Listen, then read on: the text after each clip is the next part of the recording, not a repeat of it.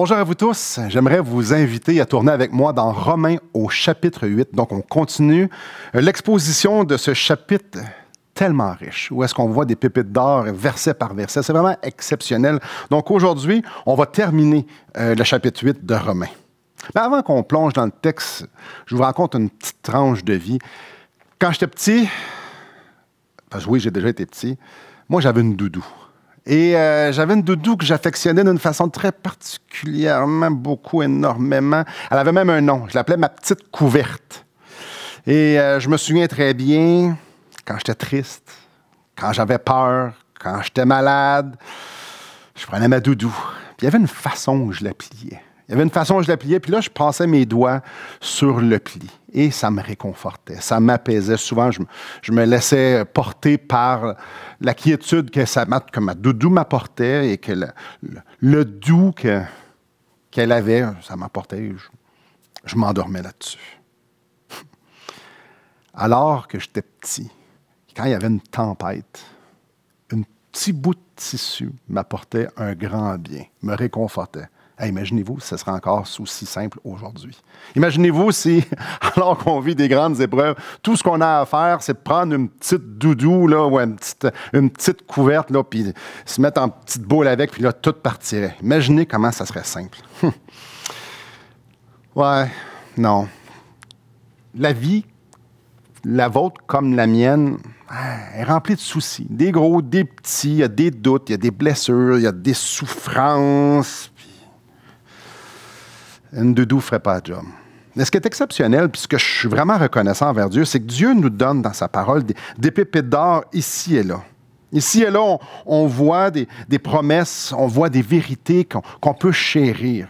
On peut les serrer dans nos cœurs. On peut les mémoriser, on peut les méditer. Et tout ça, ça nous apporte un réconfort, ça nous apaise, ça nous transforme. Aujourd'hui, quand il y a une tempête dans ma vie, clairement, il n'y a plus de doudou qui est impliqué là-dedans, mais j'aime encore et encore et encore prendre la parole de Dieu et sonder le cœur de Dieu pour voir qu'est-ce qu'il a pour moi dans la situation dans laquelle je me trouve. J'aime tomber sur Romains chapitre 8. Dans Romains chapitre 8, on retrouve une foule de promesses, une foule de vérités qui concernent Dieu, à propos de Dieu et qui nous concernent énormément. Et là, sans plus tarder, j'aimerais ça faire la lecture du texte qu'on va couvrir. Donc, Romains chapitre 8 au verset 31. Que dirons-nous donc à l'égard de ces choses? Si Dieu est pour nous, qui sera contre nous? Lui qui n'a point épargné son propre Fils, mais qui l'a livré pour nous tous, comment ne nous donnera-t-il pas aussi toutes choses avec lui? Qui accusera les élus de Dieu? C'est Dieu qui justifie. Qui les condamnera? Christ est mort, bien plus, il est ressuscité. Il est à la droite de Dieu et il intercède pour nous. Qui nous séparera de l'amour de Christ? Serait-ce la tribulation, ou l'angoisse, ou la persécution, ou la faim, ou la nudité, ou le péril, ou l'épée? Selon qu'il est écrit, c'est à cause de toi qu'on nous met à mort tout le jour, qu'on nous regarde comme des brebis destinées à la boucherie. Mais dans toutes ces choses, nous sommes plus que vainqueurs par celui qui nous a aimés. Car j'ai l'assurance que ni la mort, ni la vie, ni les anges, ni les dominations, ni les choses présentes, ni les choses à venir, ni les puissances, ni la hauteur, ni la profondeur, ni aucune autre créature ne pourra nous séparer de l'amour de Dieu manifesté en Jésus-Christ, notre Seigneur. Le passage qu'on a sous les yeux, c'est pour nous affermir. On se souviendra, les Romains étaient dans un temps difficile. À ceux à qui Paul écrit, ils vivaient des souffrances. Ils vivaient des souffrances terribles. Alors, on peut pas comprendre nécessairement ce qu'ils vivaient. On n'a pas beaucoup de persécutions au Québec présentement, mais on peut comprendre lorsqu'on est un peu déboussolé, lorsqu'on part le nord, ou est-ce qu'on est rempli de tumulte en dedans de nous, on peut comprendre. Et ce texte-là est justement là pour nous affirmer, pour nous donner l'espoir. Pas l'espoir que ça va bien aller. Non, plutôt l'espoir que nous sommes dans le cœur de Dieu. L'espoir que Dieu va nous apporter à bon port parce que c'est ça que Dieu fait. Dieu accomplit toujours ce qu'il promet. Et il nous a promis, comme on a vu au verset 30, qu'il va nous faire rentrer dans sa gloire. Donc, sans plus tarder, commençons. Puis avant de commencer au verset 31, il faut comme reculer un petit peu en arrière, il faut prendre un pas de reculons pour pouvoir bien comprendre. Au verset 28, on avait vu que toute chose concourt au bien de ceux qui aiment Dieu. C'est un verset très connu. Et le bien que Paul entête au verset 28 est expliqué au verset 9. Ce qu'il nous dit au verset 29, c'est que le projet de Dieu pour ma vie et le projet de Dieu pour votre vie, c'est de tout utiliser pour nous transformer à l'image de son Fils. Et nous avons vu la dernière fois, qui est spécifiquement au verset 29 et 30, que Dieu a pris 5 actions pour que son projet dans ma vie puisse s'accomplir. On a vu au verset 29 qu'il nous a choisis, qu'il nous a prédestinés, qu'il nous a appelés, qu'il nous a justifiés et qu'il nous a glorifiés. Et là, on arrive au verset 31. La question se pose. Que dirons-nous donc à l'égard de ces choses? En d'autres mots, on en fait quoi de ces grandes vérités-là qui sont exposées, oui, à partir du chapitre 5, mais d'une façon plus spécifique, celle qu'on a vue au verset 28, 29 et 30. Qu'est-ce qu'on en conclut? Et là, Paul va répondre. Qu'est-ce qu'on est supposé faire avec ces vérités-là? Que toute chose concourt au bien de ceux qui aiment Dieu. Qu'est-ce qu'on est supposé faire? Et la réponse commence au verset 31, et vraiment, on voit l'étendue des racines du plan de Dieu. Si Dieu est pour nous, qui sera contre nous? Si Dieu est en train d'orchestrer toute chose pour que Christ soit formé en moi, qu'est-ce qui peut bien contrecarrer ça? Dieu est en train d'orchestrer ma vie pour que Christ soit manifesté. Non seulement manifesté, que j'en sois transformé, que je devienne semblable à son image. Si c'est Dieu qui fait cette œuvre-là, qui peut faire avorter son projet à lui? Donc Dieu a un projet et Dieu est en train de l'exécuter. Qu'est-ce qui peut bien se passer? Le projet que Dieu est en train d'accomplir dans votre vie puis dans la mienne est inébranlable. Au verset 32, Dieu nous donne la garantie. Dieu va nous démontrer pourquoi que son projet est inébranlable, pourquoi il est irrévocable, pourquoi personne ne peut le contrecarrer, personne ne peut faire avorter ses plans. Il va nous le dire. Verset 32. Lui qui n'a point épargné son propre Fils, mais qui l'a livré pour nous tous. Comment ne nous donnera-t-il pas aussi toutes choses avec lui? Dieu n'a pas épargné son propre Fils, mais il l'a livré pour nous tous. Dans Ésaïe, au chapitre 53, nous lisons qu'il a plu à l'Éternel de briser Jésus par la souffrance. Ce que les ennemis de Dieu, les rebelles, les pécheurs devaient subir, ce que vous et moi, nous devions subir, bref, le jugement de Dieu, Jésus l'a pris. Ce qui devait retomber sur moi, Jésus a dit, je vais le prendre. Donc Dieu a déversé sa sainte et parfaite et infinie colère sur son Fils. Et ça peut être folklorique à nos oreilles. J'entends par là qu'on l'a entendu et entendu et entendu et entendu. Mais ici, il y a comme une lumière spéciale. Ça nous dit que Dieu n'a pas épargné son propre Fils. Dieu, il n'a pas été plus facile parce que c'était son Fils. Non, pas du tout. Sa justice demandait que l'exécution de ma sentence soit parfaitement exécutée, accomplie. Donc, ce qui devait, mon châtiment qui était pour moi, Jésus l'a pris. Dieu n'a pas épargné, ça n'a pas été plus facile pour son Fils. Dieu a vraiment fait retomber l'ampleur, la sévérité, l'intensité de sa colère sur lui, ce qui était réservé pour moi. Et quand c'est écrit dans Ésaïe 53 qu'il a plu à l'Éternel de le briser, on n'est pas en train de penser, il ne faut pas arriver à la conclusion que Dieu était comme « Yes! Ah, là, je suis content. Là, je suis content, mon fils est en train de souffrir. » Il n'était pas en train de faire un party à l'idée que son fils est en train de souffrir. Non, pas du tout. C'est un Dieu aimant, c'est un Dieu bon. Pas du tout. Le plan de Dieu, comme on l'a vu dans l'éternité passée, c'était de m'unir, de vous unir à lui pour l'éternité. Et il y avait un prix à ça. Ça prenait la mort de son Fils, parce que moi, je suis pécheur, et vous êtes pécheurs. Il y avait un prix pour que nous puissions être avec lui pour l'éternité, et ça, c'était le sacrifice de son Fils. Donc, selon son plan que lui-même a établi, bien, c'était la bonne chose à faire. Quand ça nous dit qu'il a plu à l'Éternel, c'est que c'était la bonne chose à faire selon son plan. C'est pour ça que c'est écrit que Dieu a livré son Fils pour nous tous. Il l'a livré, il l'a donné pour nous. Donc, mes péchés ont été mis sur ses épaules, et c'est pour ça qu'il a été livré. En livrant son Fils pour moi, c'est ce qui était nécessaire pour que je sois pardonné. En livrant son Fils pour moi, c'est ce qui était nécessaire pour que je puisse être uni avec Dieu pour l'éternité.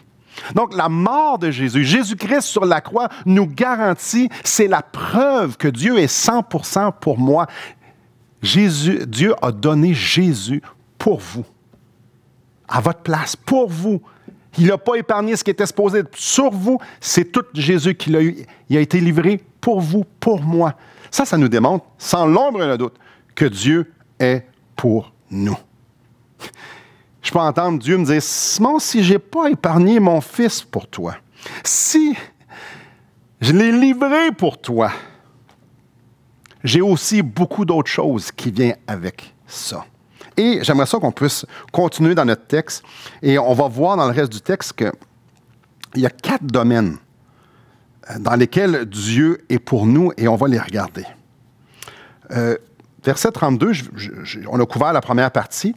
Donc, étant donné que Jésus-Christ est là et qu'il a été livré et point épargné par Dieu, comment ne nous donnera-t-il pas aussi toutes choses avec lui? Aïe, aïe, aïe. Je peux déjà voir le cœur avide de l'être humain et dire, oh, Dieu va me donner toutes choses. Et c'est tellement facile de faire la grave erreur lorsqu'on lit la Bible, de mettre nos lunettes charnelles et de voir à des endroits où ce n'est pas ça du tout, que Dieu veut notre confort, que Dieu veut notre sécurité, que Dieu veut qu'on ait une vie sans souffrance, une vie remplie d'argent, une vie sans inconfort, donc qu'on est aimé de tous, bref, une vie facile. On pourrait arriver à cette conclusion-là.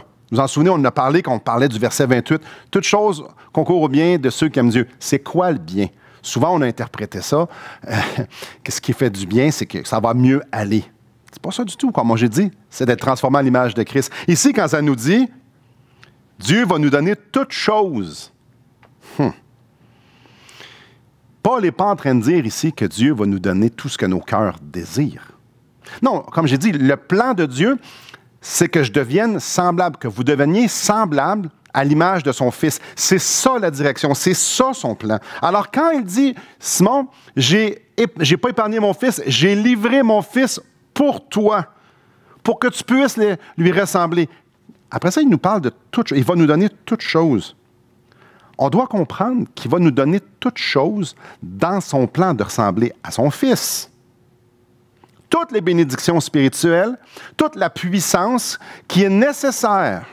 En fait, tout ce qui est nécessaire pour que je puisse ressembler à son Fils, pour que je puisse rentrer dans la gloire éternelle, unie à lui, ben c'est là. Dieu me dit qu'il ne ménagera pas sa personne et ses capacités pour que je puisse arriver à son but, à lui. Parce que c'est de lui, par lui et pour lui que sont toutes choses. Dieu m'a sauvé pour que je puisse célébrer la gloire de sa grâce. Donc, très important de comprendre ici, le don de Dieu, le don de Jésus, c'est la preuve que Dieu va pourvoir à tout ce qui est nécessaire pour que j'arrive à bon port. Et ça, c'est hyper important ici. Là.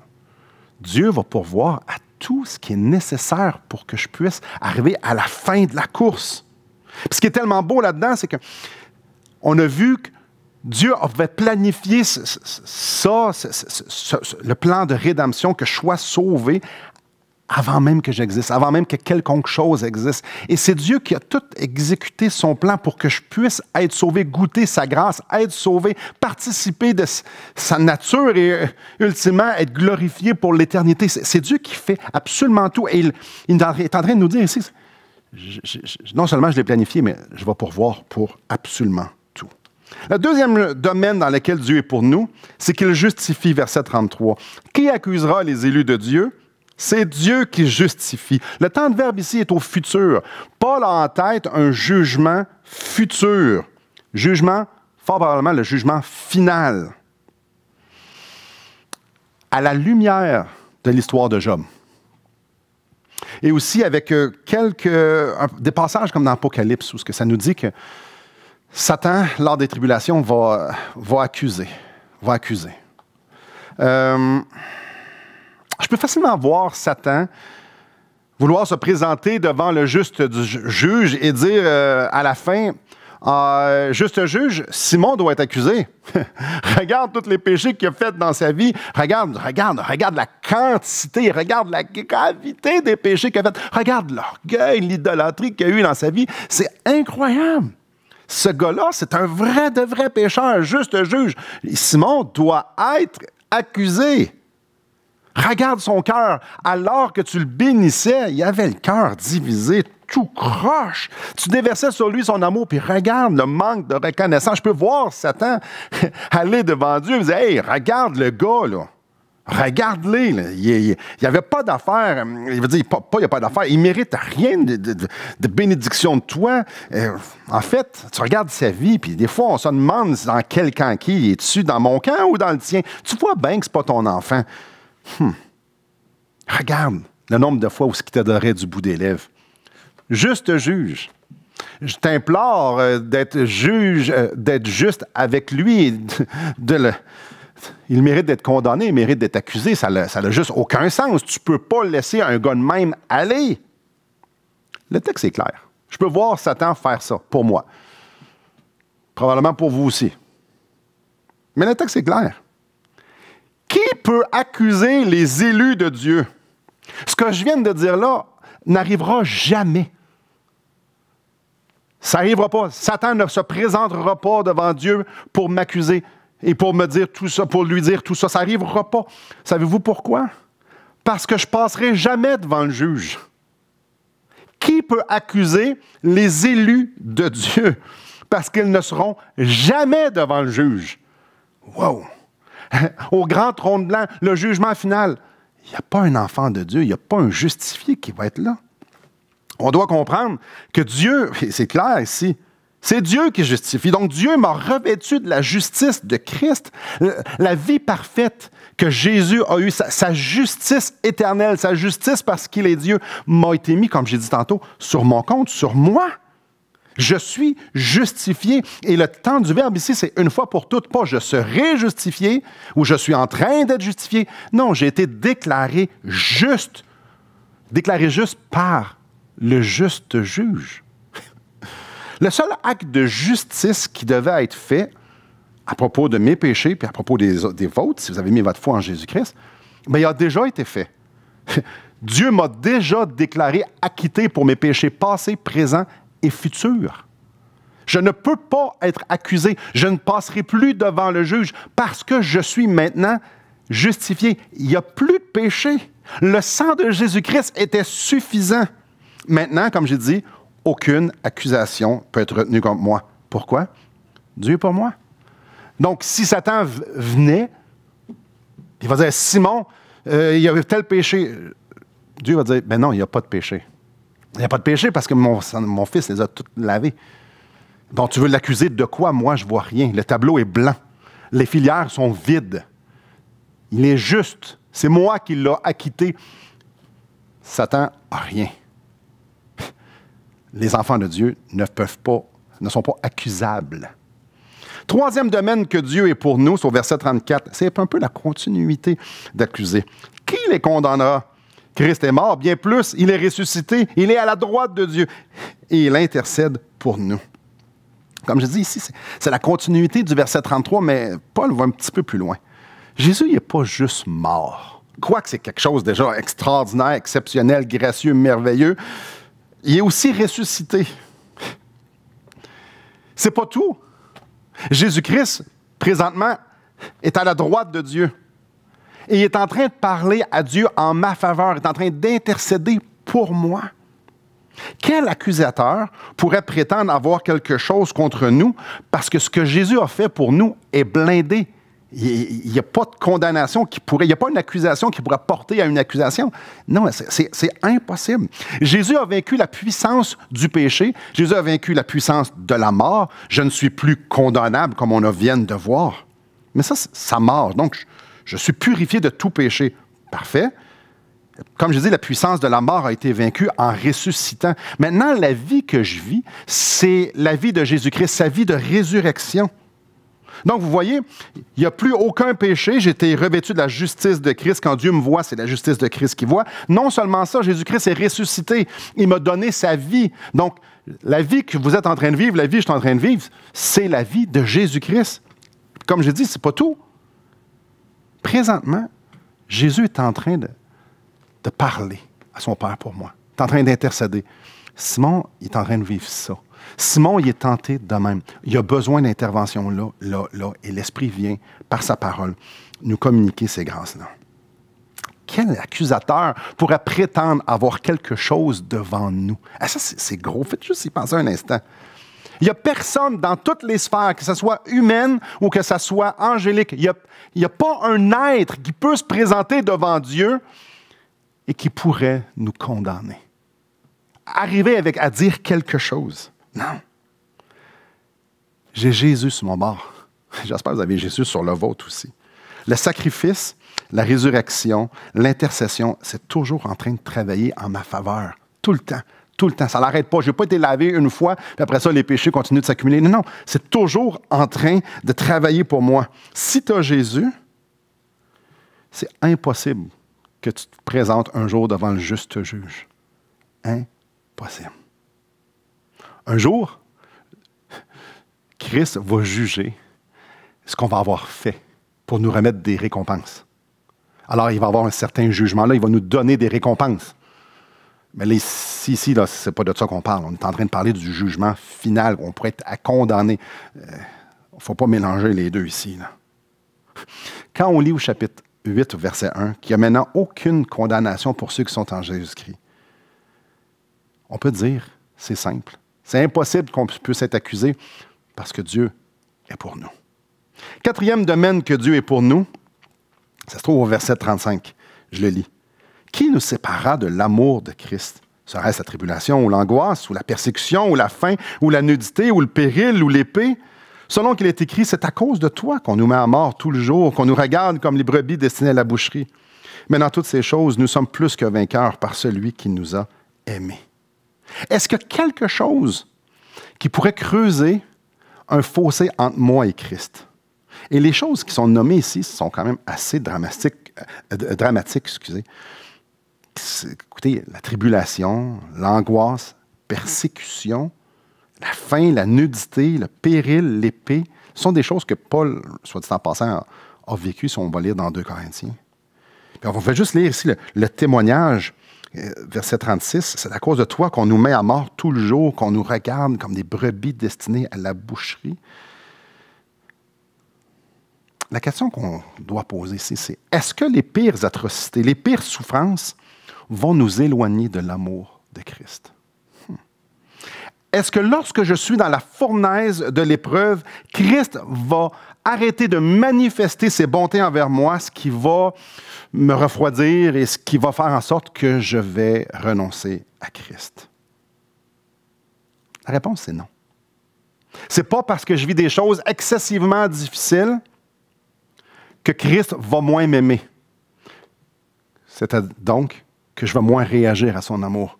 Donc, que je vais m'éloigner à un point que je vais vouloir renier qui il est et ce qu'il a fait pour moi. Dans notre marche sur la terre, ça va être difficile. Il va y avoir des saisons difficiles. Et juste à voir ce texte-là ici qu'on a sous les yeux, mais même ce que Jésus a dit que ses disciples vivraient, ça pourrait qu'on ait des saisons qui soient très, très, très, très, très difficiles. Mais une chose qu'on doit être certain, c'est que toujours, Jésus va manifester son amour pour que je puisse rester attaché à lui. Jésus va toujours manifester son amour en sorte que je puisse rester attaché à lui. Jésus va toujours m'aimer pour que je puisse être vainqueur. Dans toutes les circonstances, dans toute la douleur, dans tous les défis que je vais avoir devant moi. C'est simple, le sacrifice de Jésus, l'efficacité du salut que Dieu me donne, c'est la preuve que je vais persévérer jusqu'à la fin. C'est l'amour de Jésus-Christ qui va faire en sorte que je vais finir la course et que je vais rentrer dans la gloire éternelle. Et ça, le passage est clair. Il n'y a rien qui peut contrecarrer ça. Wow! Qui nous séparera de l'amour de Christ? Rien. Il n'y a pas une circonstance, il n'y a rien. Et ce qui est intéressant ici, c'est même pas moi. Parce que comme on a déjà vu, son amour pour moi est infiniment plus grand et plus puissant que ma volonté de le repousser. Parce qu'en premier lieu, je ne voulais pas Christ. C'est lui qui a transformé mon cœur pour que je puisse contempler à quel point il est extraordinaire et que je l'aime. Son amour est plus grand que mes péchés. Son amour est plus grand que ma rébellion. Même pas moi, je peux me séparer de l'amour de Christ. Parce qu'avant même la fondation du monde, il avait prévu que je serais glorifié avec lui. Ça ne peut pas changer. C'est tellement beau. Mais ce n'est pas fini. C'est pas fini. Verset 38.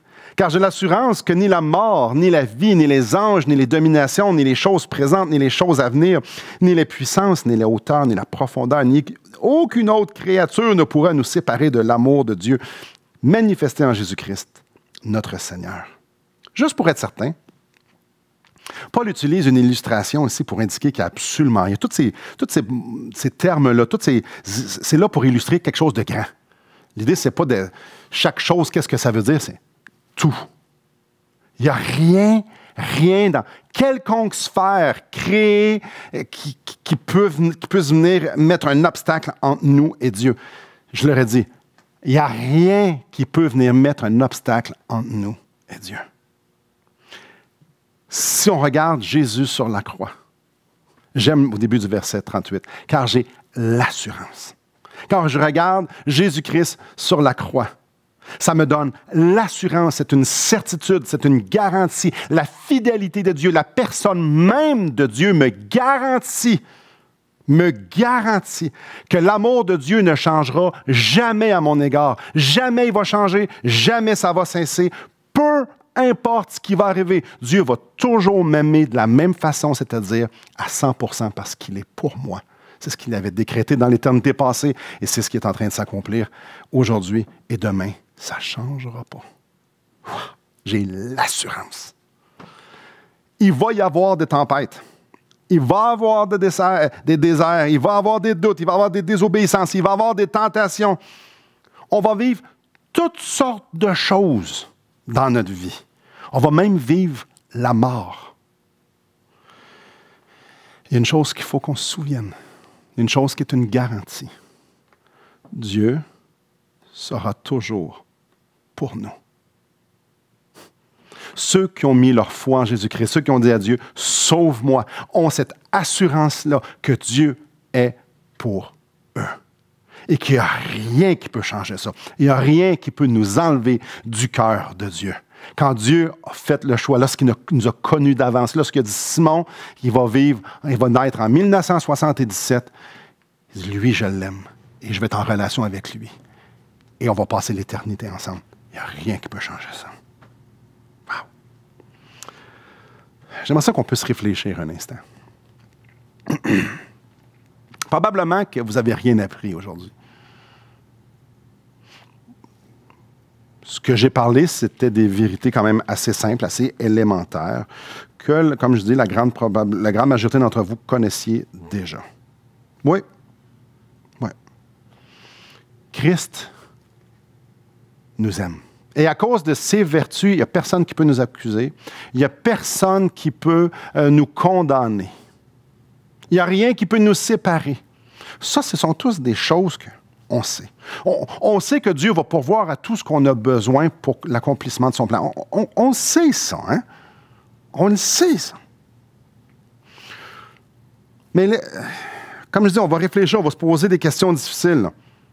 Si je sais que Dieu est toujours pour moi, pourquoi je m'inquiète? Je sais qui est Dieu et je sais que Dieu est bon, qu'il l'est toujours. Pourquoi je m'inquiète pas? Pourquoi j'en veux plus? Pourquoi je veux trop souvent changer les circonstances inconfortables dans lesquelles je suis? Si Dieu est pour moi et Dieu est en train d'orchestrer toutes choses pour mon bien, pourquoi je veux que ça change? J'aurais dit ça, là. Si je sais que Dieu est en train de faire concourir toutes choses pour mon bien, selon son plan, pourquoi je voudrais que mes circonstances changent? On le sait. Si Dieu est toujours pour moi, pourquoi je chiale autant? Pourquoi que j'ai tout le temps plein de solutions? Il faut trouver des solutions aux défis. Pourquoi on convoite ce qui nous manque? Parce que comme s'il nous manquerait quelque chose, c'est dur d'être contenté. Pourtant, Dieu pourvoit à tout ce que j'ai besoin. Pourquoi j'ai de la misère à me contenter?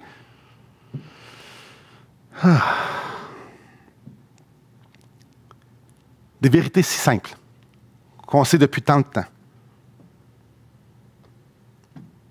Pourquoi ils ont si peu d'impact dans notre vie? Et je ne vous répondrai pas en totalité. J'aimerais juste vous laisser avec un point pratique. Et essayer je vous propose une partie de la réponse de pourquoi les vérités qu'on lit, comme ceux qu'on voit dans Romains 8, ont si peu d'effet.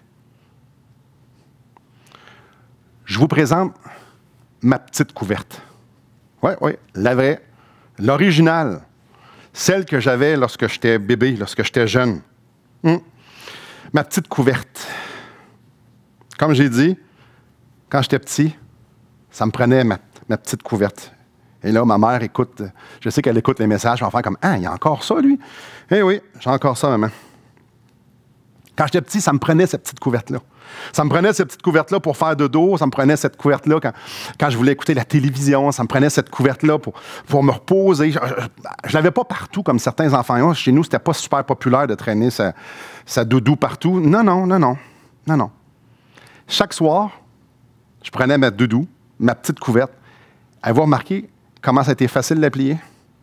J'étais en train de parler et j'ai plié ma couverte. Non pas que je suis bon à plier, mais les plis sont vraiment très bien faits dedans. Je l'ai fait pendant des années de temps. À tous les soirs, je la pliais. Comme je vous dis, à tous les soirs, je la prenais comme ça. Là, et c'est exactement ça que je faisais. Et ceux qui m'ont vu dans ce temps-là s'en souviennent. C'est ça que je faisais.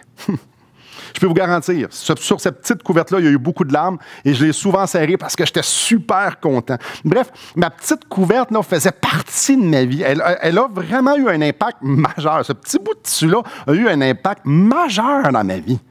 Combien de nuits je l'ai pris comme ça, puis je mettais mes doigts, ces deux doigts-là, la main droite, puis que je les frottais comme ça, puis ça m'a apaisé, ça m'a réconforté. Oh! Elle faisait beaucoup. Elle avait une grande place dans ma vie. C'était plus qu'une petite couverte. Je l'aimais profondément. Et autant je l'ai aimé, autant qu'au fil du temps, c'est juste venu une couverte ordinaire. C'est venu un souvenir d'enfance que j'avais plus vraiment besoin. En fait, aujourd'hui, ça faisait des années que je n'avais pas pensé à ma petite couverte. J'ai dit à ma fille Léa, je l'ai vue à un moment donné dans le sous-sol, pourrais-tu aller me trouver ma petite couverte? Elle dit, t'as quoi? Je dis, oui, la couverte que j'avais quand j'étais jeune. Mais, moi, j'aurais voulu m'en débarrasser, mais mes enfants voulaient qu'on la garde comme si c'était quelque chose de précieux. Évidemment, je leur ai raconté cette histoire-là. Pour vous dire la vérité, si je la prends là, aujourd'hui, là, je pense, mettons, à une situation dans ma vie qui pourrait être problématique, je vais essayer de me consoler. Elle a perdu son effet. Ouais. Elle me réconforte plus bien. Comme je vous dis, ça faisait longtemps que je ne l'avais pas plié de même, que je ne l'avais pas glissé mes doigts. Elle n'a plus d'effet pantoute. Disons que j'ai passé à autre chose. Et heureusement, un gars de 43 ans qui cachole sa petite couverte, il y aurait peut-être des questions à se poser. Mais pourquoi je vous parle de ça? Pourquoi je reviens avec ma petite couverte? Mais j'ai l'impression que c'est un petit peu comme ça avec les promesses de Dieu. Dieu, on lit, on vit une situation quelconque, le Seigneur nous fait une promesse et là, ça vient nous réconforter, ça vient nous stimuler, ça vient nous inonder d'amour. On lit des vérités qui viennent chambouler notre vie, on découvre la souveraineté de Dieu et c'est excitant. Et là, c'est efficace au début, ça nous repose et tout ça. Puis petit à petit, on passe à d'autres choses. Et la connaissance enfle. Donc, on rouvre le tiroir de la connaissance, puis on remplit de la connaissance. On remplit des promesses, on remplit tout ce tiroir-là de connaissances, puis on le laisse là, puis on continue à vivre notre vie. On passe à autre chose. Souvent, quand ça va mieux, on oublie ces choses-là. Quand on n'a pas besoin, c'est juste dans le tiroir de la connaissance. Il est là le problème. Il est drôlement là le problème. On lit Romains 8 quand ça va bien, puis on fait comme, oh, oui, ouais, c'est un beau passage. Et le même passage, quand ça va super mal, il fait comme, oh oui, j'avais besoin de tout ça. Il est là le problème. Les vérités qu'on a survolées dans Romains 8 devraient passer en boucle dans notre cœur. C'est ça qui devrait être inondé. Écoutez, Dieu nous aime. Nous sommes précieux. C'est précieux. Et il n'y a rien qui peut changer ça. Il n'y a pas une gaffe que je peux faire. Il n'y a pas aucune tentation. Il n'y a pas Satan lui-même qui peut venir changer comment Dieu sent à propos de moi, comment Dieu a décidé de décréter à propos de moi. Il n'y a rien. Wow! Aïe aïe! C'est ça qui devrait passer en boucle dans mon cœur.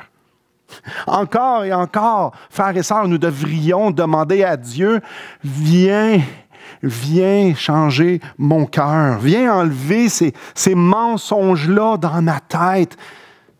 Et là, je m'arrête. Les mensonges qu'on se fait croire, c'est nous qui décidons d'aller écouter ces mensonges-là dans notre tête. On pourrait aussi ouvrir le tiroir de connaissances puis faire comme, oh, ça, j'ai envie de chérir ça. Prendre la vérité que Dieu m'aime. Prenez pas une doudou chez vous, là, c'est pour illustrer. D'apprendre le fait que Dieu est en train de faire concourir, orchestrer toutes choses dans ma vie.